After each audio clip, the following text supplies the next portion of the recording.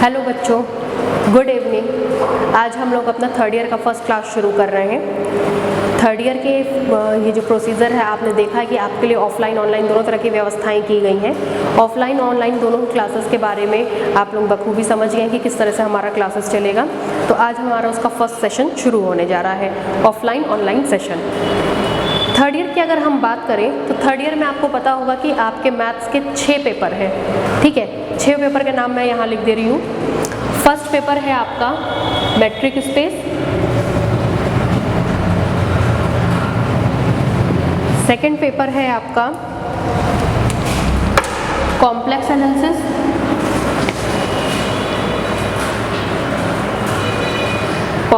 Analysis, third paper है आपका DG जिसको आप डिफरेंशियल ज्योमेट्री या बहुत से बच्चे इसको मैनीफोल्ड के नाम से भी जानते हैं। फोर्थ पेपर है आपका मैकेनिक्स,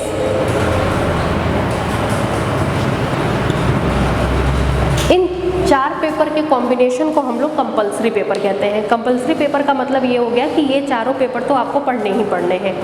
रही इसके अलावा बात तो 2 पेपर आपके ऑप्शनल हैं। ऑप्शनल अलग अलग कॉलेजेस में अलग अलग तरीके से चलते हैं, तो आपके जो इच्छा आप अपने हिसाब से ले सकते हैं। हम लोग यहाँ पे जो ऑप्शनल पेपर पढ़ेंगे वो है हमारा हाइड्रोडायनेमिक्स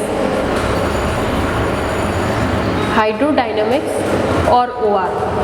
वैसे तो बाकी संस्थानों में ऑप्शनल पेपर पढ़ाया ही नहीं जाता है, लेकिन आपको इस बात की छूट दी गई है कि ये दोनों ऑप्शनल पेपर हम लोग यहाँ पर स्टडी करेंगे, ठीक। पहले तो अब हम लोग शुरू करते हैं अपने कंपलसरी पेपर। सारे पेपर आपके 50-50 नंबर के होते हैं, ये बात आपको पता होगा। इन चारों पेपर में से 2 पेपर, पहला पेपर आपका मैट्रिक स्पेस और दूसरा पेपर आपका डिफरेंशियल ज्योमेट्री, ये दोनों चीज़ें मैं आपको पढ़ाऊंगी। बाकी के 2 पेपर कोई और सर डिस्कस करेंगे और ऑप्शनल पेपर फिर आपको बताया जाएगा कौन से टीचर पढ़ाएंगे, ठीक है। पहला पेपर है मैट्रिक स्पेस और थर्ड पेपर डिफरेंशियल ज्योमेट्री। दोनों ही पेपर आपके लिए एकदम नए हैं। दोनों पेपर की स्टडी मैं आप लोगों को कराऊंगी। आज आपका 2 घंटे का क्लास है, दोनों पेपर की क्लास आपकी चलेगी। पहला हम लोग शुरू करेंगे मैट्रिक स्पेस, उसके बाद फिर हम लोग अप्रोच करेंगे 1 घंटे बाद डिफरेंशियल ज्योमेट्री पे। चलिए हेडलाइन डाल लेते हैं। पहली हेडलाइन आप लोग अपनी कॉपी में डाल लीजिए, मैट्रिक स्पेस।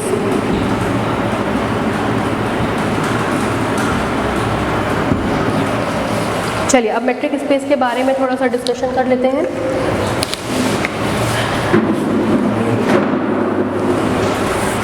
जैसे कि आपको ये बात पता होनी चाहिए कि मैट्रिक स्पेस में कोई भी पेपर स्टडी करने के लिए ये जानना बहुत ज़रूरी है कि पहले तो उस पेपर का शाब्दिक अर्थ क्या होता है। जैसे अगर हम मैट्रिक स्पेस की बात करें तो सबसे पहले ये जानना ज़रूरी है कि मैट्रिक स्पेस एक्चुअली में है क्या।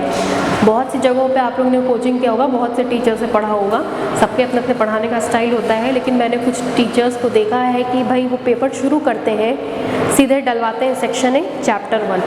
वो इस चीज़ को सोचते ही नहीं है कि हमारा बच्चा ये चीज़ जानता है कि नहीं जानता है कि एक्चुअली में हमारे पेपर का नाम का मतलब क्या होता है। तो मेरी आपसे एक छोटी सी रिक्वेस्ट है, कोई भी पेपर शुरू करिए, चाहे मैं पढ़ाऊँ चाहे कोई भी टीचर, उनसे ये ज़रूर आप पूछिए कि सर हमारे इस पेपर का ये जो एक्चुअली में हम नाम लेकर के चल रहे हैं इसका मतलब क्या है। जब आप उस पेपर के नाम का मतलब समझते हैं तो आपका एक क्राइटेरिया ये क्लियर हो जाता है कि एक्चुअली में क्या क्या चीज़ें आपको उसमें पढ़नी है, क्या क्या रिक्वायरमेंट और वाकई में कि वो पेपर क्यों जनरेट किया गया है, किस वजह से उस पेपर को बनाया गया है। तो पहले अब हम लोग यही समझेंगे कि मैट्रिक स्पेस का शाब्दिक अर्थ क्या है। देखिए, इसको शुरू करने से पहले मैं एक आपको बात बता दूं, बहुत से बच्चों ने मेरे पास रजिस्ट्रेशन कराया, सबने एक बात पूछी, मैम फरवरी तक कोर्स कंप्लीट हो जाएगा, मार्च तक हो जाएगा। आप बेफिक्र होकर के पढ़िए, मार्च मिड तक आपका कोर्स कंप्लीट करा दिया जाएगा, वो मेरी रिस्पॉन्सिबिलिटी है, ठीक है। चाहे उसके लिए आपको 3 घंटा पढ़ना पड़े चाहे 4 घंटा, लेकिन वो रिस्पॉन्सिबिलिटी आपका पूरा का पूरा सिलेबस कवर कर लिया जाएगा, ठीक है। चलिए अब शुरू करेंगे मैट्रिक स्पेस। देखिए, मैट्रिक स्पेस की बात करें तो मैट्रिक स्पेस 2 शब्दों से मिलकर के बना है। पहला शब्द है इसका मैट्रिक और दूसरा शब्द है इसका प्लस स्पेस। तो मैट्रिक स्पेस 2 शब्दों से मिलकर के बना है, मैट्रिक प्लस स्पेस। अब हम इन दोनों शब्दों के बारे में अलग अलग स्टडी करेंगे कि मैट्रिक क्या होता है और स्पेस क्या होता है। देखिए, आप मैट्रिक की अगर बात करें तो मैट्रिक का जनरेशन जिस शब्द से हुआ है वो है मीटर। और मीटर किसकी इकाई होती है? डिस्टेंस की। ठीक है। और रही दूसरी बात स्पेस, तो स्पेस का मतलब ये पूरा का पूरा ब्रह्मांड जहाँ आप बैठे हैं, जहाँ आप चीज़ों को देख रहे हैं, उसको हम स्पेस कहते हैं। इस पूरे के पूरे ब्रह्मांड को क्या कहेंगे? स्पेस। लेकिन आप शुरू से सेट थ्योरी पढ़ते हैं, आपको पता है कि हम लोग ब्रह्मांड को यूनिवर्सल सेट से रिप्रेजेंट करते हैं। साधारण भाषा में आप उसको सेट भी कह सकते हैं। तो मैथमेटिक्स की भाषा में स्पेस इज नथिंग। जो भी बात आप करते हैं वो सेट की बात करते हैं। तो यहाँ स्पेस ना कह करके उसको हम नाम देंगे सेट का। ठीक। तो अब आप कह सकते हैं कि मेट्रिक स्पेस डिस्टेंसेस का सेट है। दूसरे शब्दों में metric space is that branch of mathematics in which we study the collection of distances. In which we study the collection of distances. Metric मतलब मीटर, मीटर मतलब किसकी इकाई होती है, किसकी यूनिट होती है? डिस्टेंस की। और स्पेस, स्पेस का जब भी कभी मैथमेटिक्स में नाम आए तुरंत आप उसको रिजेंबल कर लीजिए कि वो एक सेट होता है। तो मेट्रिक स्पेस का मतलब डिस्टेंस प्लस सेट। ऐसा सेट जिसमें हम डिस्टेंस की स्टडी करेंगे उसको हम मेट्रिक स्पेस बोलेंगे। मतलब metric space is that branch of mathematics in which we study the collection of distances and such a space या such a space is called metric space. metric space गणित की वो branch है जिसमें हम distances के समूहों का अध्ययन करते हैं, कलेक्शन ऑफ डिस्टेंसेस को पढ़ते हैं। तो कभी भी कोई पूछे what do you mean by metric space, बिल्कुल बोलिए मेट्रिक स्पेस दो शब्दों से मिलकर के बना है, मेट्रिक प्लस स्पेस। मेट्रिक का अर्थ होता है मीटर मतलब डिस्टेंस, और स्पेस का अर्थ होता है सेट मतलब that branch of mathematics in which we study about the collection of distances is called metric space. Metric space में हम सेट, उन सेट्स की स्टडी करते हैं जो डिस्टेंसेस को कंटेन करता है। देखिए आपके पास एग्जामिनेशन को लेकर के समय थोड़ा कम है, इसलिए हम आपको जो चीज़ें बताएंगे वो थोड़ी कॉम्पैक्ट वे में बताएंगे। ऐसे बताएंगे कि आपका एग्जामिनेशन भी कवर हो जाए, साथ ही साथ आपका एक नॉलेज पॉइंट ऑफ व्यू से नॉलेज भी गेन हो। तो दोनों चीज़ों को हम इस तरीके से सेट करेंगे कि कम से कम टाइम में दोनों चीज़ें आपकी कवर हो जाए। ये शायद कोई आपसे पूछे ना कि what do you mean by metric space, लेकिन मेरे हिसाब से मेट्रिक स्पेस क्या होता है ये आपको जानना बहुत ज़रूरी है। कि आप अगर एक नया पेपर आज पढ़ने जा रहे हैं जिसका नाम आपने आज तक कभी नहीं सुना, तो उस चीज़ का एग्जैक्ट मीनिंग क्या है, उसमें हम क्या चीज़ की स्टडी करेंगे, ये आपको पता होना बहुत ज़रूरी है। इसीलिए आपको आज मेट्रिक स्पेस की एक छोटी सी सिंपल सी डेफिनेशन बताई गई कि आखिर क्यों किसी मैथमेटिशियन ने एक मेट्रिक स्पेस के पेपर को रीजनरेट किया। उस मैथमेटिशियन के दिमाग में आया होगा कि हाँ डिस्टेंसेस नाम की एक कोई चीज़ है जिसको लेकर के हम एक कलेक्शन बना सकते हैं और जो बहुत सारी प्रॉपर्टीज़ को देता है या जिसके ऊपर हम बहुत सारी चीज़ों की स्टडी कर सकते हैं, इसलिए उसने इस पेपर को जनरेट किया जिसको हम लोग मेट्रिक स्पेस कहते हैं। बहुत से बच्चे इसकी बुक के बारे में पूछ रहे थे मुझसे कि कौन से राइटर की बुक ले लें। राइटर्स के नाम आप देख लीजिए। अगर आपके पास समय कम है, आप इंडियन राइटर को पढ़ना चाहते हैं, तो इंडियन राइटर में आप ले सकते हैं प्रगति पब्लिकेशन की, जो बेसिकली पुंदिर नाम से मार्केट में आपको मिल जाती है। पुंदिर दो भाइयों का नाम था, दोनों मैथमेटिशियंस ने मिल करके इस बुक की संरचना की है, इसलिए प्रगति पब्लिकेशंस के अंडर में आप ये बुक भी ले सकते हैं। वंदना पब्लिकेशन की ले सकते हैं या कृष्णा पब्लिकेशन की भी आप बुक ले सकते हैं। कृष्णा पब्लिकेशन की बुक आपकी लोकल राइटर से ज़रा सी अपग्रेड की हुई होती है क्योंकि ये मेरठ की किताबें होती हैं, इसमें कुछ चीज़ें आपको एडिशनल मिल जाती हैं। अगर आप थोड़ा हाई लेवल का पढ़ना चाहते हैं तो उस कंडीशन में आप बर्किल की बुक ले सकते हैं, फॉरेन राइटर है, या मुंक्रीज की बुक ले सकते हैं। ये आपके राइटर्स के नेम है, इसमें से आप कोई भी बुक ले सकते हैं। अगर आप दो बुक रखने में इंटरेस्टेड हैं तो मेरे हिसाब से एक पुंदिर ले लीजिए, दूसरा मुंक्रीज ले लीजिए, ये दोनों ही किताबें आपकी अच्छी हैं। अब अभी जैसे मैंने आपसे डिस्कस किया मेट्रिक स्पेस के बारे में कि मेट्रिक स्पेस को किसी मैथमेटिशियन ने बहुत सोच करके बनाया होगा, किसी रीज़न से बनाया होगा, तो ये भी समझ लिया जाए कि भाई किस मैथमेटिशियन ने इसकी खोज की है, क्यों की है, क्या सोच के की थी, क्या उसके दिमाग में थॉट्स आया कि उसने एक मैथमेटिक्स का नया पेपर ही लिख डाला जो मेट्रिक स्पेस कहलाता है। और दूसरी चीज़, ये मेट्रिक स्पेस बहुत इंपॉर्टेंट पेपर है। ऐसा समझ लीजिए इसकी स्टार्टिंग हुई है 3rd ईयर से, लेकिन अब आप जब तक मैथमेटिक्स में जुड़े रहेंगे तब तक ये पेपर आपका पीछा नहीं छोड़ेगा। जैसे ही आप 1st ईयर में MSc फर्स्ट सेमेस्टर में जाते हैं, इसको टोपोलॉजिकल स्पेस नाम से हम जानते हैं, तो ये अपग्रेड होता चला जाता है। यहाँ से शुरू होता है मेट्रिक स्पेस से और फिर टोपोलॉजिकल स्पेस तक ये आगे इंक्रीज करता चला जाता है। तो अगर आप इसके बेसिक को ढंग से नहीं समझेंगे तो आगे चल करके आपको बहुत दिक्कत आएगी। इसलिए कहीं पे भी कोई डाउट हो तो पूछते चलिएगा और इस चीज़ की थियोरी को थोड़ा दिमाग में सेट करने की कोशिश करिएगा। पहले हम इसके राइटर के बारे में जान लेते हैं कि कौन से मैथमेटिशियन ने किस थॉट के तहत इतने बड़े पेपर को लिख डाला। अगर हम मेट्रिक स्पेस की बात करें तो मेट्रिक स्पेस की खोज या मेट्रिक स्पेस के रचयिता 1906 में फ्रेंच के एक मैथमेटिशियन थे। फ्रेंच मैथमेटिशियन, ये आपका ही रफ पे नोट कर लीजिएगा, अभी मैं आपको लिखवाऊंगी भी, एम फ्रेचेट ने की थी।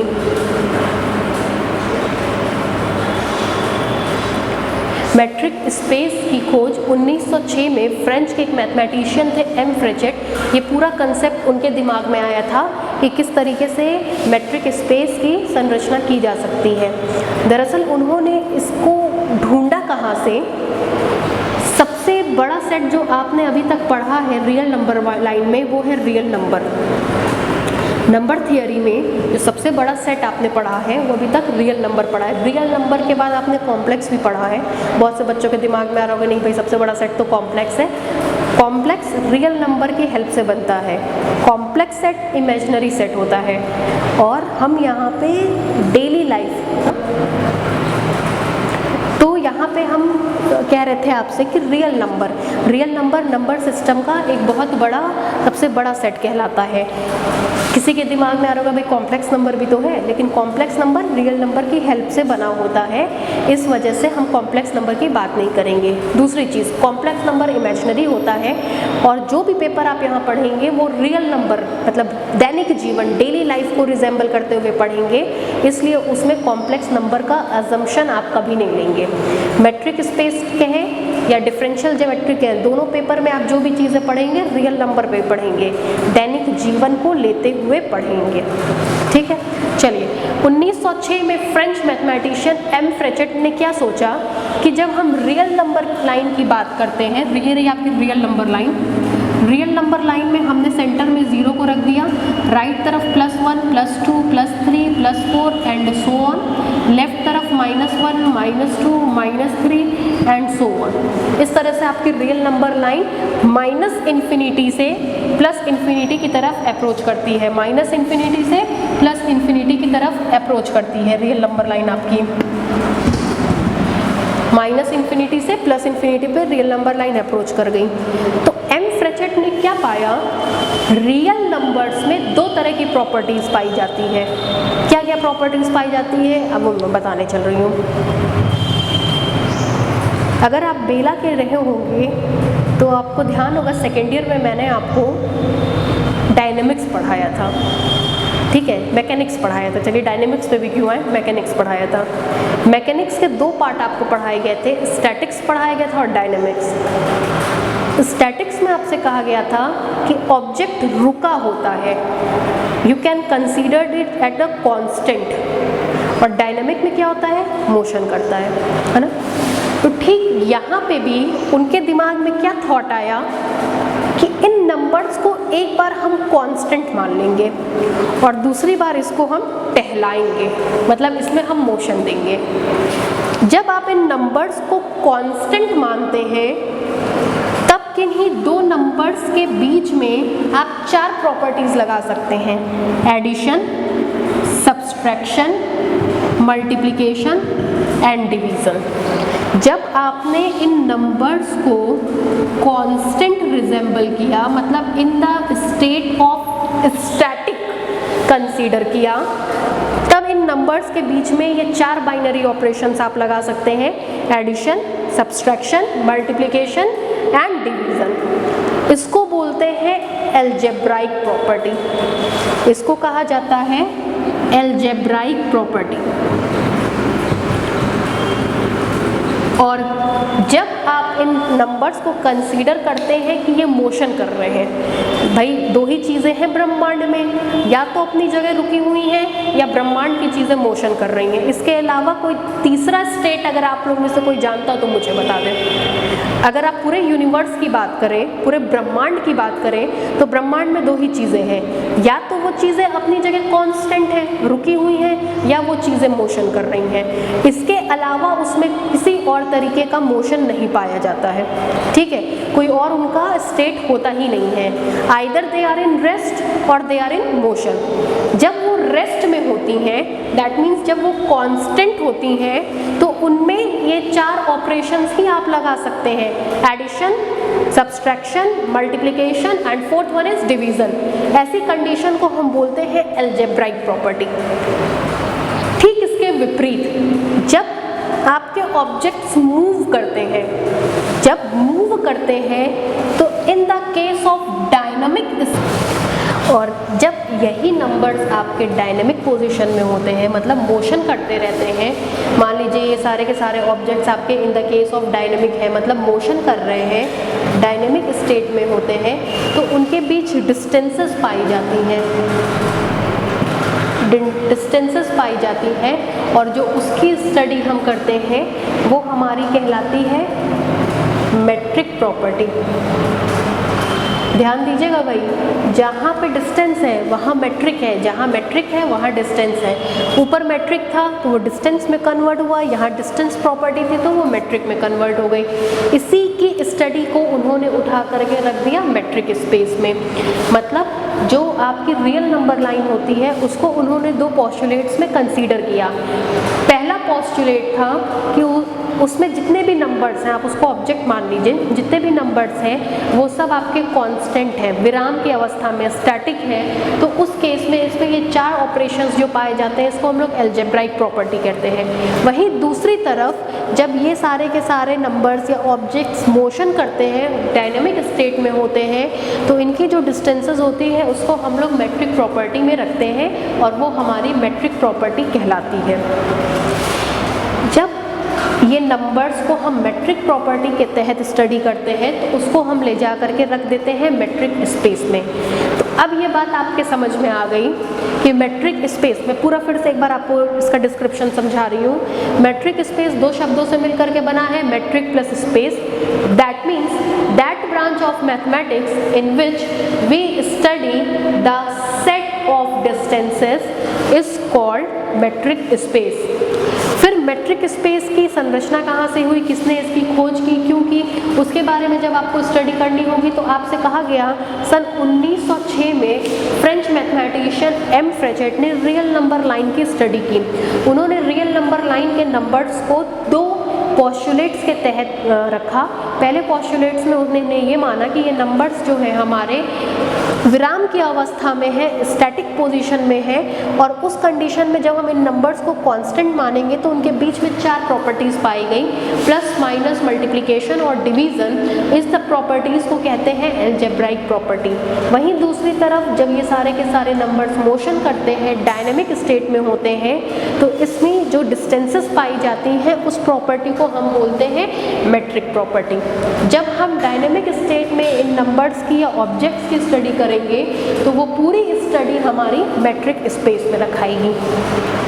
अभी जस्ट थोड़ी देर पहले मैं आपसे डिस्कस कर रही थी कि जो भी प्रॉपर्टीज़ होती हैं या जो भी चीज़ें हैं उसकी स्टडी हम दैनिक जीवन से कोरिलेट करके करेंगे, अपनी रेगुलर की लाइफ से कोरिलेट करके करेंगे। चलिए दैनिक जीवन में कुछ मेट्रिक स्पेस के यूजेस को समझ लिया जाए, ध्यान से सुनिएगा। जैसे मान लीजिए ये बैठी हैं यहाँ पे क्लासरूम में, ठीक आपके बगल में वो बैठ रखी हैं, तो आप दोनों के के बीच की अगर हम डिस्टेंस की बात करें तो क्या कहेंगे, आप दोनों के बीच के डिस्टेंस -4 मीटर है, आप दोनों के बीच के डिस्टेंस -5 मीटर है, आप दोनों के बीच के डिस्टेंस -6 मीटर है? नहीं, हमेशा और हमेशा में कहेंगे कि आप दोनों के बीच के डिस्टेंस कोई ना कोई पॉजिटिव नंबर है। इनके और इनके बीच के डिस्टेंस 4 मीटर है, इनके बीच के डिस्टेंस 5 मीटर है। तो जो आपकी डिस्टेंस प्रॉपर्टी होती है वो कभी भी नेगेटिव नहीं होती है। दो लोगों के, जैसे ये डस्टर और ये बुक है मेरे हाथ में, इसके बीच की अगर ये डिस्टेंस की बात करें तो हम कहेंगे कि ये डिस्टेंस लगभग आधा मीटर है, ये नहीं कहेंगे कि ये -½ मीटर है। तो पहली प्रॉपर्टी डिस्टेंस प्रॉपर्टी की क्या हो गई, ये जरा सा अगर आपको नोट करना हो 2 मिनट आप नोट कर सकते हैं। ऐसे ही रफ पे बना लीजिए। अभी ये मैं सब चीज़ आप लोगों को लिखवाऊंगी और आपको कहा गया था कि ऑफलाइन क्लास जो चल रही है उसी में ऑनलाइन को मर्ज कर दिया जाएगा। तो जो ऑनलाइन वाले बच्चे हैं उनको कल ग्रुप में इसका एक पिक्चर मिल जाएगा, फ़ोटो खींची हुई नोट्स की मिल जाएगी। तो आपको परेशान होने की ज़रूरत नहीं है कि कैसे करें, अभी क्लास में मैं लिखवा दूँगी और बाकी बच्चे जो है प्लीज़ इसको नोट डाउन कर लीजिए।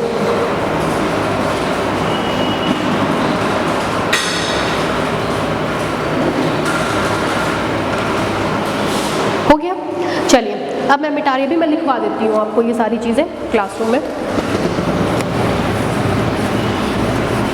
चलिए अब हम दैनिक जीवन में अपनी डिस्टेंस प्रॉपर्टी के बारे में पढ़ने चल रहे थे। अभी मैंने जस्ट आपको एग्जाम्पल दिया कि मेरे इस डस्टर और इस नोटबुक के बीच की बात करें तो इसके बीच के डिस्टेंस ½ मीटर है। ½ मीटर मतलब +½ मीटर। तो जो भी डिस्टेंस होती है वो कभी भी नेगेटिव नहीं होती है, डिस्टेंस प्रॉपर्टी हमेशा कैसी होती है, पॉजिटिव। तो पहली प्रॉपर्टी जो आपने अपने दैनिक जीवन से उठा करके यहाँ लिखी वो ये लिखी कि डिस्टेंस जो होती है वो हमेशा और हमेशा पॉजिटिव होती है, पहली बात।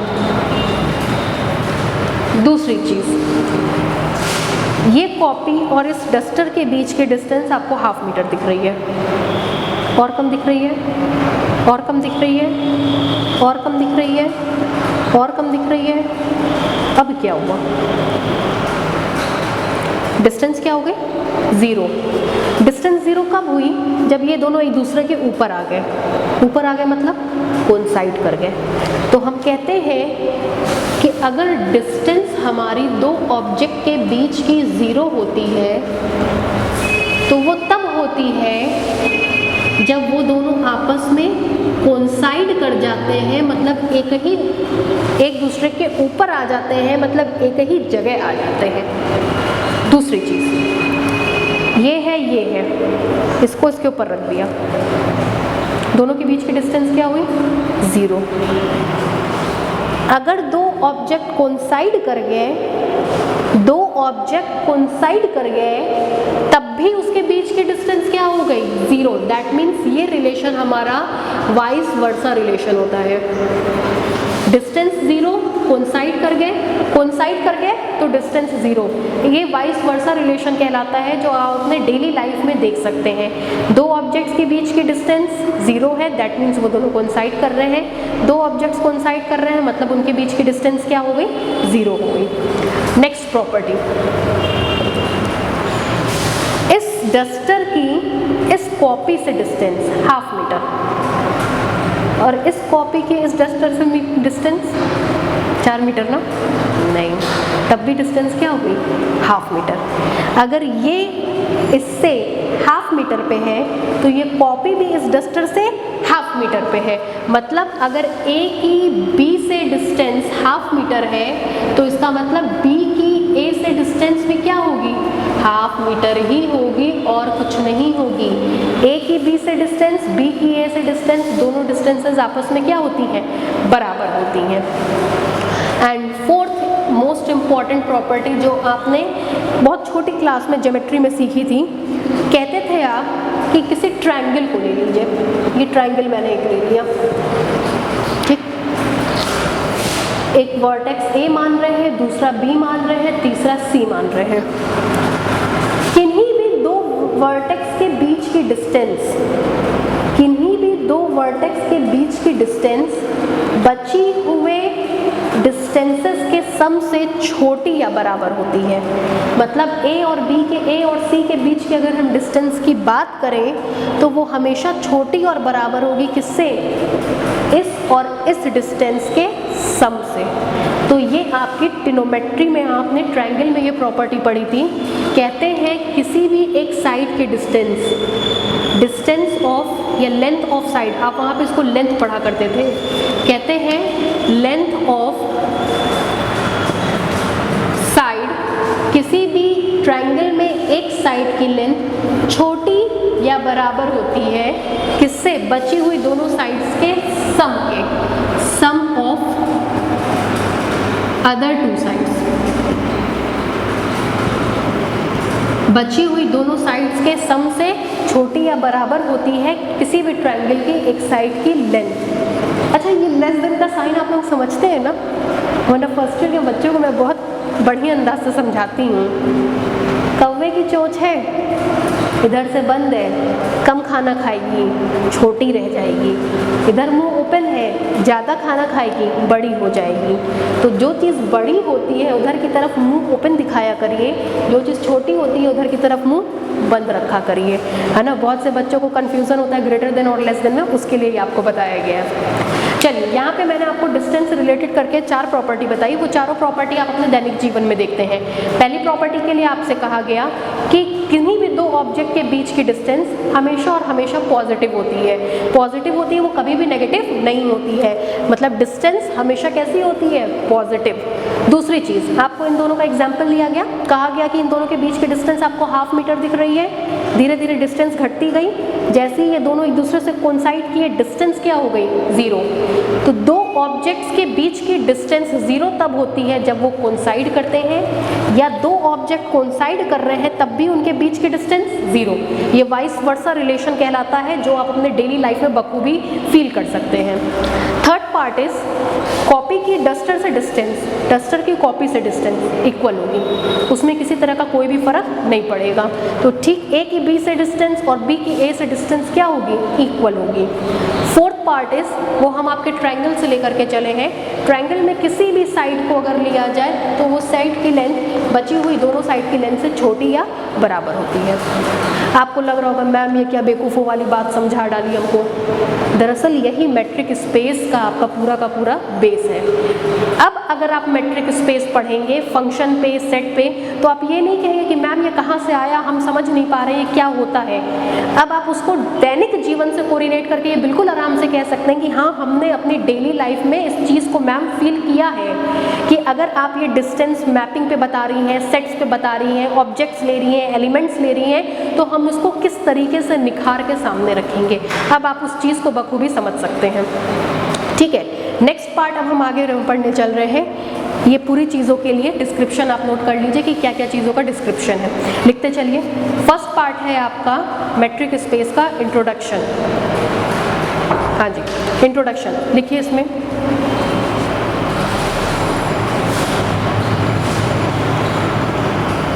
इन 1906, इंट्रोडक्शन में, इन 1906, the French mathematician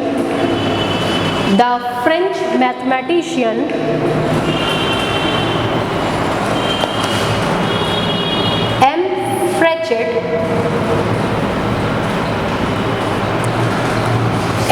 Fréchet introduced the concept of a metric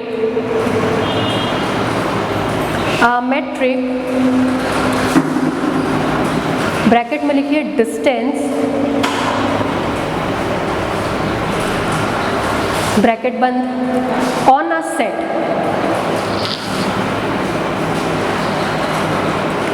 full stop. The subject of real number, the subject of real number has two type of properties. The subject of real number has two type of properties. full stop. The first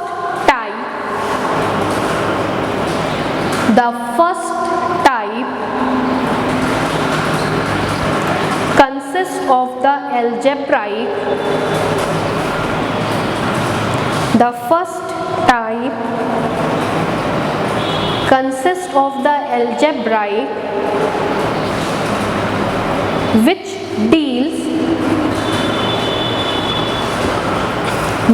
deals with addition, subtraction, multiplication and division.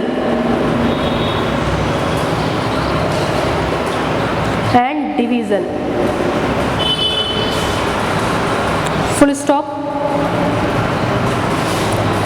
The second type of property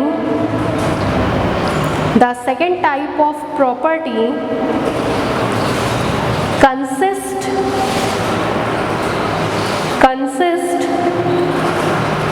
with the motion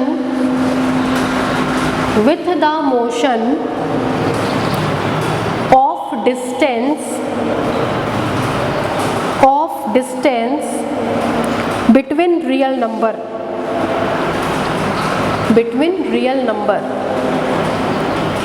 Full stop. The first type of property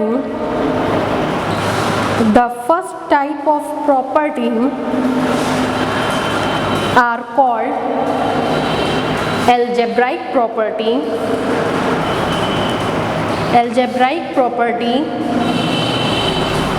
whereas the second type of property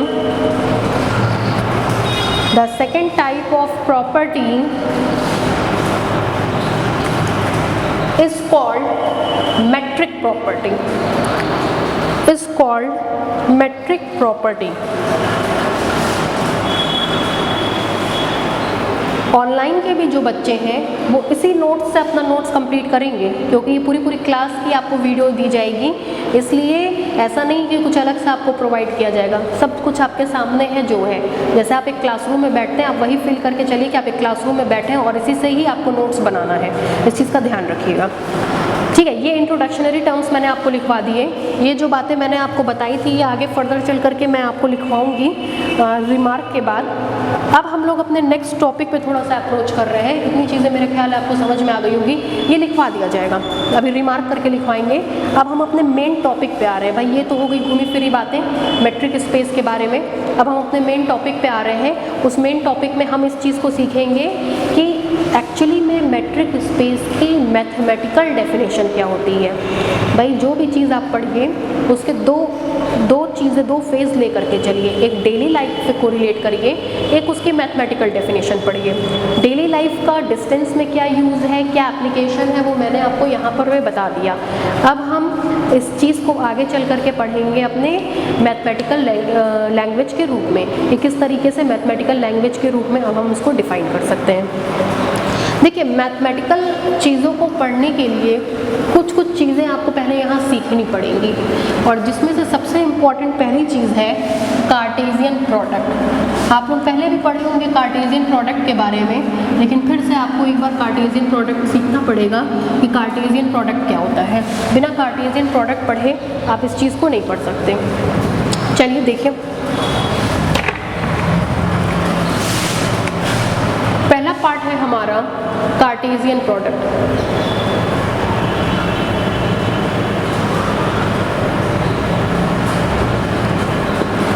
Cartesian product जब आप पढ़ लेंगे तो आज मैं आप लोगों को मैट्रिक स्पेस की मैथमेटिकल डेफिनेशन भी बताऊंगी, और फिर उस चीज़ को हम लोग कल आगे से कंटिन्यू करेंगे कि मैथमेटिकल डेफिनेशन को कैसे सीखा गया।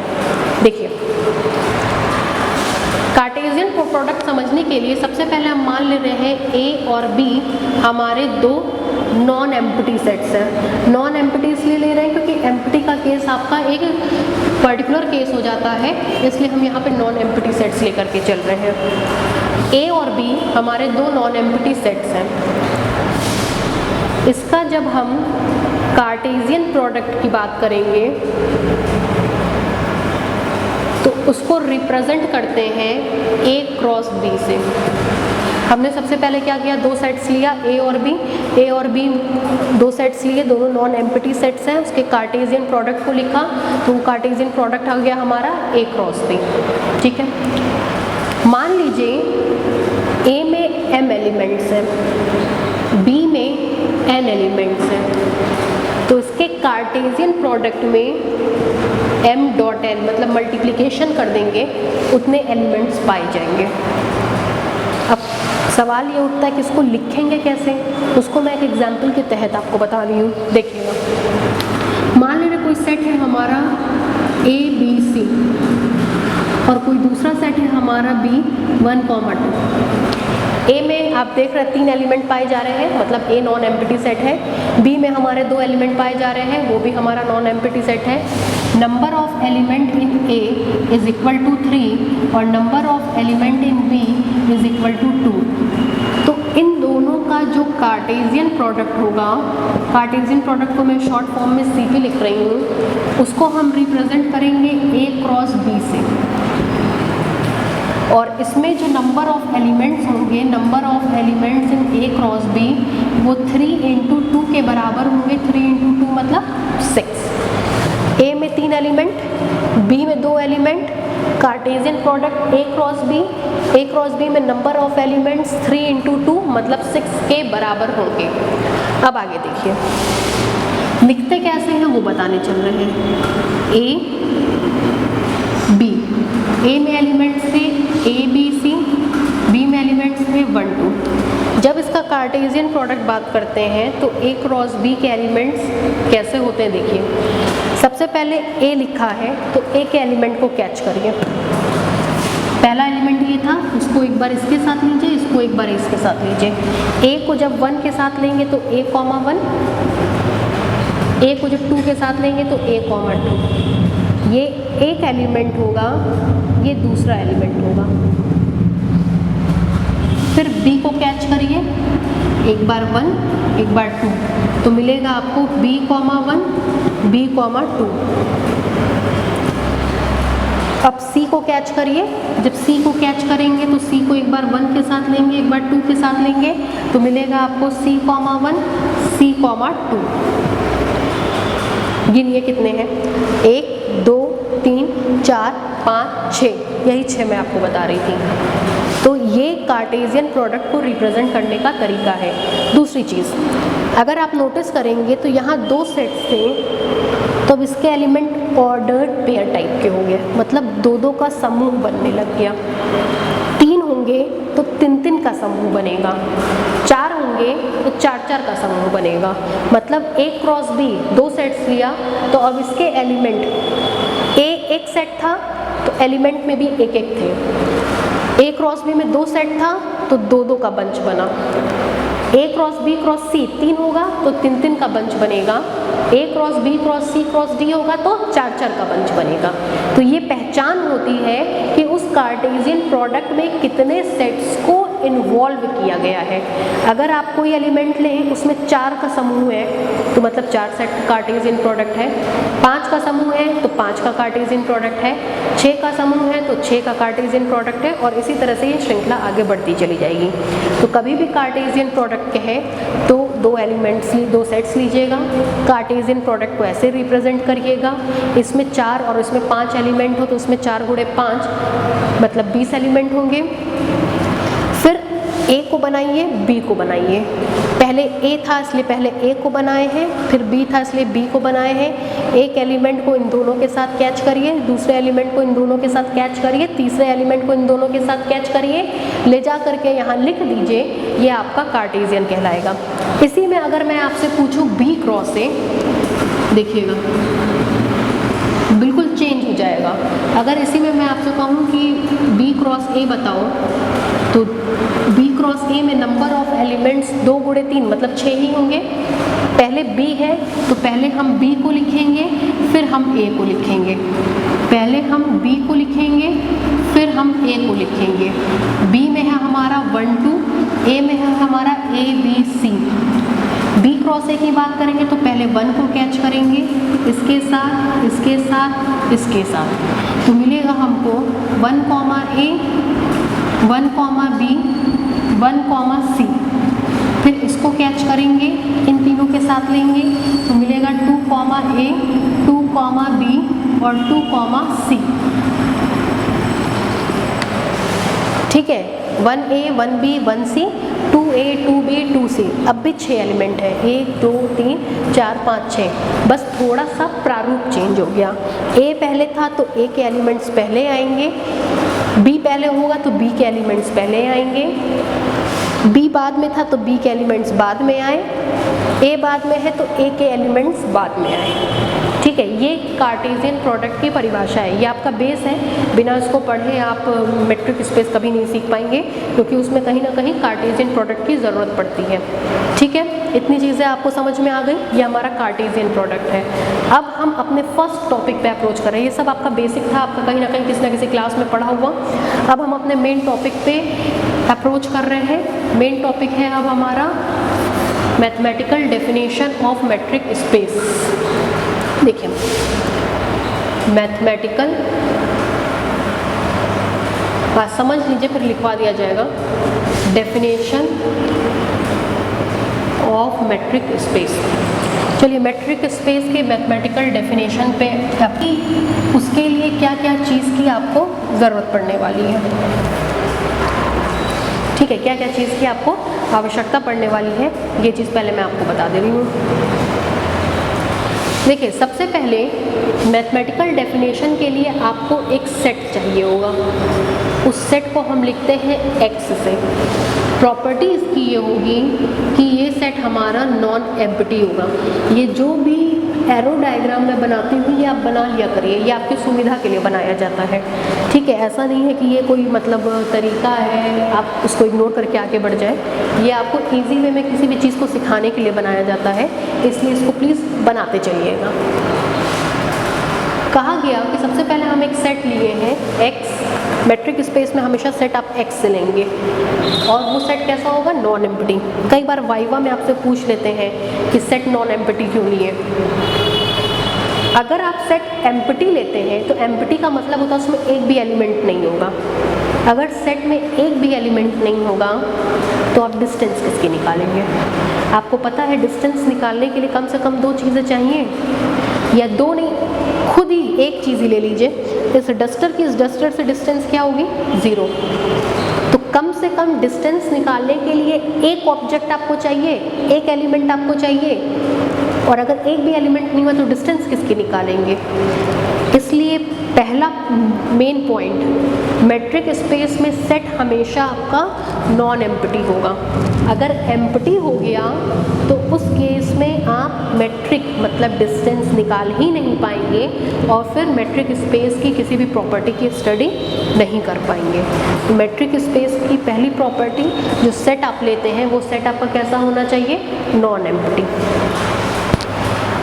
फिर इस सेट का आप CP लेते हैं, कार्टेशियन प्रोडक्ट, खुद का खुद से X का कार्टेशियन प्रोडक्ट लेते हैं X से, खुद का खुद से कार्टेशियन प्रोडक्ट लेते हैं, X का कार्टेशियन प्रोडक्ट लिया गया है X से।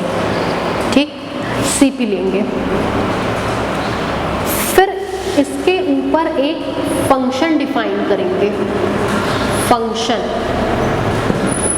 और अभी तक आपने फंक्शन को F से लिखते थे, चूंकि ये डिस्टेंस का फंक्शन है इसलिए इसको D से लिखेंगे।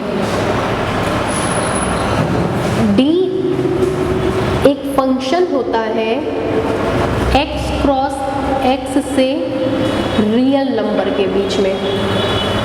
कुछ किताबों में इसको लिखा जाता है R प्लस यूनियन 0, आप ये भी लिख सकते हैं, या फिर आप R भी लिख सकते हैं, दोनों से ही आपका काम चल जाएगा।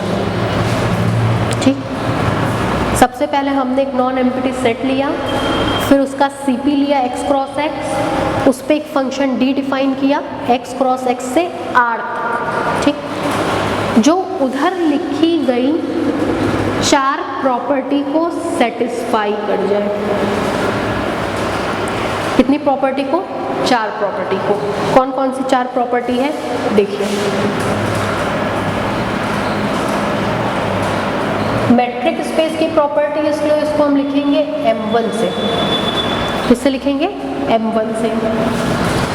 पहली प्रॉपर्टी आपको दैनिक जीवन की बताई गई थी कि डिस्टेंस कभी भी नेगेटिव नहीं होती है। नेगेटिव नहीं होती है मतलब non negative property. Non negative property.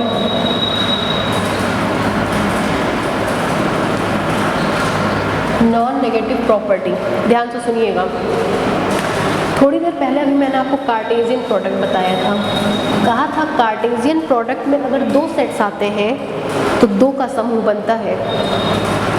D इसके ऊपर लग रहा है, कार्टेशियन प्रोडक्ट है तो 2 का समूह बनेगा, इसलिए इसके एलिमेंट हम लेकर के चलते हैं। ध्यान से देखिएगा x, y, जहाँ पे पहला वाला पहले वाले का एलिमेंट, दूसरा वाला दूसरे वाले का एलिमेंट, मतलब x भी x का एलिमेंट और y भी x का एलिमेंट। फॉर एवरी का मतलब होता है कि अगर कोई प्रॉपर्टी इन दोनों के लिए होल्ड कर रही है तो बाकी सबके लिए ऑटोमेटिक होल्ड करेगी। फॉर एवरी इसका एक एलिमेंट इसका, D को इसके ऊपर लगा दिया। ध्यान से देखिए, इसको कहते हैं distance between x, y। Distance between x, y। 2 element ले लिए x और y, उसके बीच की डिस्टेंस निकालना है। इसको पढ़ते हैं डिस्टेंस बिटवीन x, y। ये नेगेटिव नहीं होगी। नेगेटिव नहीं होगी तो क्या होगी? ग्रेटर देन और इक्वल टू 0। क्या कहा गया आपसे पहली प्रॉपर्टी में कि डिस्टेंस कभी भी नेगेटिव नहीं होती है। 2 लोगों के बीच की डिस्टेंस कभी भी नेगेटिव नहीं होगी। पहला इसमें से लिया गया, पहला एलिमेंट, दूसरा एलिमेंट इसमें से लिया गया। चूँकि कार्टेशियन प्रोडक्ट है तो उस तरह से डब्बे में लिख दिया गया। D distance between x, y कभी भी नेगेटिव नहीं होगा, मतलब ग्रेटर देन और इक्वल टू 0। दूसरी प्रॉपर्टी अभी कहलाती है नल कंडीशन।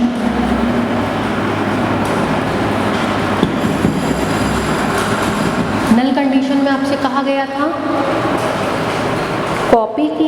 डस्टर की पेन से डिस्टेंस, पेन की डस्टर से डिस्टेंस, या आपसे कहा गया था कि जैसे जैसे ये पेन इस पे आएगा कोइंसाइड करेगा, दोनों के बीच की डिस्टेंस क्या हो जाएगी? 0। मतलब for every x belongs to x, y belongs to x। एक इसका एलिमेंट ले लिया, एक इसका एलिमेंट ले लिया। दोनों के बीच की डिस्टेंस अगर 0 है तो इसका मतलब वो दोनों कोइंसाइड करेंगे, और अगर दोनों पॉइंट्स कोइंसाइड कर रहे हैं इसका मतलब उनके बीच की डिस्टेंस क्या होगी? 0 होगी। ठीक है, अगर 2 पॉइंट्स के बीच की डिस्टेंस 0 है तो वो दोनों कोइंसाइड करेंगे, और अगर 2 पॉइंट्स कोइंसाइड कर रहे हैं तो उनके बीच की डिस्टेंस क्या होगी? 0 होगी। इसको कहते हैं नल कंडीशन। वहाँ पे भी कहा गया था ये वाइस वर्सा है, यहाँ पे भी आप देख सकते हैं कि कंडीशन कैसी है? Vice versa. थर्ड प्रॉपर्टी है आपकी सिमेट्रिक प्रॉपर्टी। सिमेट्रिक प्रॉपर्टी कहा क्या था? इस डस्टर की इससे डिस्टेंस ठीक उतनी होगी जितनी इसकी इससे डिस्टेंस होगी। मतलब x की y से जो डिस्टेंस होगी, y की भी x से सेम डिस्टेंस होगी for every x, y belongs to capital X। दोनों को एक साथ लिखती है। चौथी प्रॉपर्टी आपको M4 ट्रायंगल पे बताई गई थी, ट्रायंगुलर, इसलिए उसका नाम दिया गया है ट्रायंगुलर इनइक्वालिटी। Triangular inequality. मान लीजिए कोई ट्रायंगल मैं यहाँ बना दे रही हूँ, एक x है, वर्टेक्स y है, तीसरा z है। कोई भी 2 वर्टेक्स ले लीजिए। x की y से जो डिस्टेंस होगी, x की y से जो डिस्टेंस होगी वो हमेशा छोटी या बराबर होगी बाकी दोनों के सम से। मतलब x की z से, x की z से और z की y से। x और y के जो बीच की डिस्टेंस होगी वो x की z से और z की y से डिस्टेंस के सम से छोटी होगी। इसको बोलते हैं triangular inequality for every x, y, z belongs to capital X।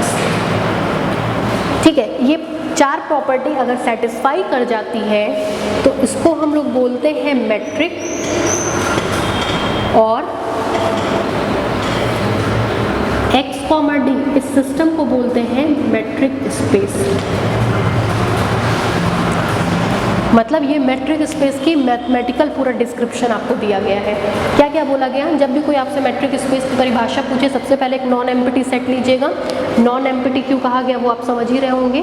अगर सेट में एक भी एलिमेंट नहीं होगा तो आप डिस्टेंस किसकी निकालेंगे, इसलिए आपसे कहा गया कि आप कैसे लेंगे, हमेशा नॉन एम्प्टी सेट लेंगे। हमने एक नॉन एम्प्टी सेट x ले लिया, फिर कार्टेशियन प्रोडक्ट लिया है x का x से कार्टेशियन प्रोडक्ट लेंगे तो क्या मिलेगा, x क्रॉस x मिलेगा। इसको यहाँ लिख दिया। फिर आप देख सकते हैं कि इसमें 2 है तो इसमें जो समूह बनेंगे 2-2 के बनेंगे, इसलिए इसके एलिमेंट इस तरीके से लिखे गए हैं। इस पे एक फंक्शन डिफाइन किया d एक फंक्शन है x क्रॉस x से r तक। ये परिभाषा इससे क्लियर हो जाती है, इसलिए आप r भी लेंगे तो भी चलेगा। अगर ये फंक्शन इन 4 प्रॉपर्टी को सेटिस्फाई करें, पहले नॉन नेगेटिव कंडीशन का मतलब किन्हीं भी 2 पॉइंट्स के बीच के डिस्टेंस कभी भी नेगेटिव नहीं होगी। दूसरा नल कंडीशन का मतलब 2 पॉइंट्स के बीच की डिस्टेंस अगर 0 है तो दोनों पॉइंट्स आपस में कोइंसाइड करेंगे। तीसरा सिमेट्रिक प्रॉपर्टी, x की y से डिस्टेंस, y की x से डिस्टेंस बराबर होगी। चौथा ट्रायंगुलर इनइक्वालिटी, अगर x की y से डिस्टेंस निकाल रहे हैं तो वो बची हुई दोनों साइड्स की डिस्टेंस से छोटी और बराबर होगी। इन चारों प्रॉपर्टी को अगर सेटिस्फाई कर जाए तो ऐसे केस में D को मेट्रिक बोलते हैं और इस सिस्टम को बोलते हैं मेट्रिक स्पेस। यहाँ तक कोई दिक्कत? इसको याद करने का एक तरीका आपको बता रहे हैं, ये कहीं बना लीजिए, हम लिखवा ज़रूर देंगे। देखिएगा, यहाँ समझा रहे, पहले देख लीजिए। अगर dxy लिखा हो और आपको ट्रायंगुलर इनइक्वालिटी लगानी हो तो इसके बीच में z को इंसर्ट करा दीजिए। z को जैसे आप इंसर्ट कराएंगे क्या मिलेगा आपको, dxz प्लस dzy। देखिएगा, जैसे ही z को इंसर्ट कराएंगे dxz dzy, dxz dzy।